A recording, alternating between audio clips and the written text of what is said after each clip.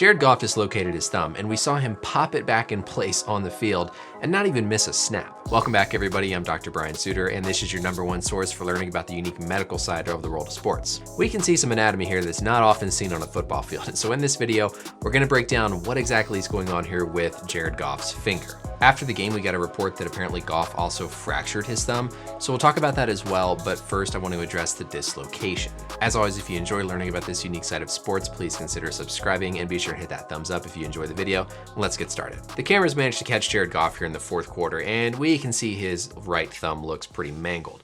These two little bumps here that you can see, these kind of shiny spots, that's part of one of his finger bones that you shouldn't be able to typically see. But then we see Goff actually just go and grab his thumb and basically put his thumb back into place here on the field and not even miss a snap. He hit his thumb on a defender's helmet, but just casually looks down at his thumb, realizes that it's dislocated, and just casually pops it back into place on his own on the field. This was the play where he hit the defender's helmet. On his follow through, we can see his right hand come down and just make direct contact on the Seahawk defender. It's hard to see exactly his thumb in this view, but if we look from behind here, we can see a little bit better. So the hand here has made contact with the defender's helmet. And then as we kind of continue the clip through, we can start to see the thumb come into view here a little bit. Here we can see this is his thumb, and you can see it's basically forced down pretty straight and extended onto the defender's helmet. Here we're looking at a right hand, so let's break down some of this anatomy. First, I've got the different muscles that flex and extend the thumb shown here that we'll talk through in a minute. But if I rotate to the back of the hand, we can identify the different joints and classify where this dislocation occurred. So these bones going through the palm, these are the metacarpals. If you look just at your hand, you can feel your metacarpals on the back side, and your thumb metacarpal is down here at the base of the thumb. Now the thumb then, as we go out to the finger bones, has two phalanges. You have the proximal one, which means closer to the body, and then you have the distal one. As we go to the rest of the rest of our fingers have three phalanges. You have a proximal, a middle, and then a distal. And the thumb is unique in that it just has two. We call this joint right here the thumb MCP joint between the metacarpal and the phalange. And then we call this joint right here the interphalangeal joint, or the IP joint. If we go back here to Goff's hand, his thumb metacarpal is sitting right here, so you can't really see it directly in this view. This first bone that we can see right here is going to be the proximal phalanx. And these two little kind of shinier white bumps that you see, that's actually the rounded end of his proximal phalanx. If you look at your own thumb, you can kind of feel where that is. So it's right here at this joint where your thumb bends up and down. You can kind of feel in the middle it's skinny, and then it kind of flares out to the side. Those two spots where it flares out to the side is actually those two little bumps that you're looking at, and you typically can't see those. That tells us that Goff's distal phalanx, or his kind of fingertip, is actually hidden way down here, and it looks like it's closer to the palm. This right here is going to be his first MCP joint, so then this is going to be the IP joint, and then the distal phalanx. So it looks like he injured his interphalangeal joint of his thumb, or this guy right here. We classify dislocations based on the direction that the tip of the thumb moves. So if it goes down towards the palm, that's going to be a volar dislocation. If it goes up, that's going to be a dorsal dislocation.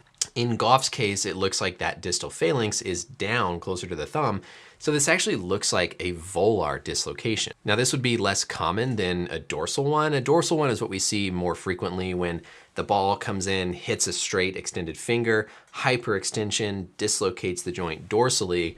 This would be a little bit atypical. Now, when we look at the exact structures that can be injured here, on the back side of the thumb, we have the two extensor tendons. These are going to be the extensor Pollicis longus and the extensor Pollicis brevis. Now, these tendons are really long, but the muscles are actually way up in the back side of the forearm. So you get these muscles with these big, long tendons that go up to the back of the thumb to help straighten your thumb or extend it back. On the inside of the thumb is where we have the flexors, meaning it bends down.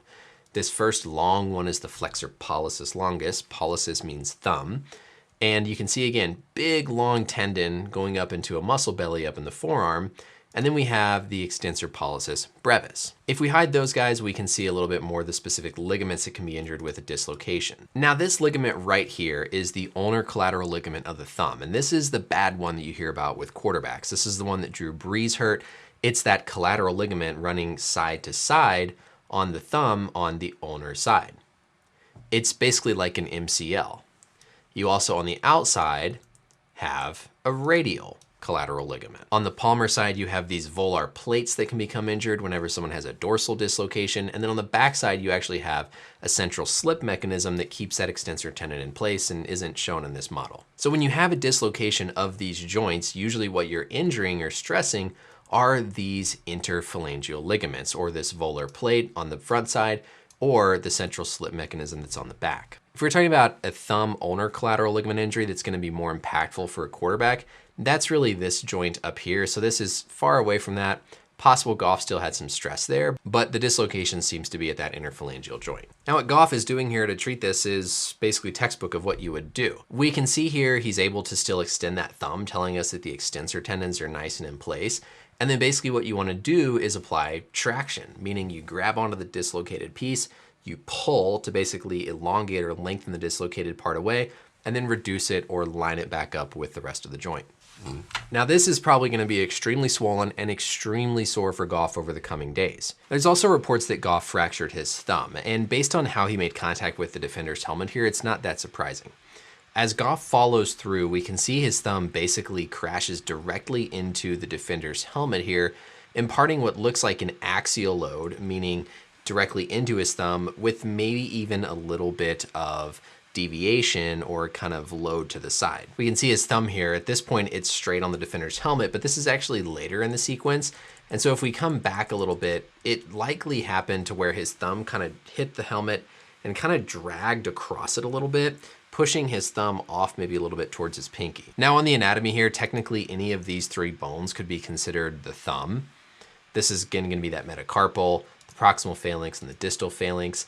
And there's a whole host of different specific types of fractures, depending on if it's the base of the thumb, if it's the shaft here in the metacarpal, if it's one of these phalanges. You know, the fact that Goff also came down and kind of had that deviation on the helmet whenever he hit it does make me think that they are going to look at these ligaments here on his MCP joint, but we've got the dislocation further out. Now we're hearing about a fracture. That could certainly change the whole picture of his return to play, depending on what that fracture and any other additional ligament injuries might look like. That's it for the video though, everybody. Thank you as always for watching. Let me know any questions or comments down below. And until next time, we'll see you later. Bye.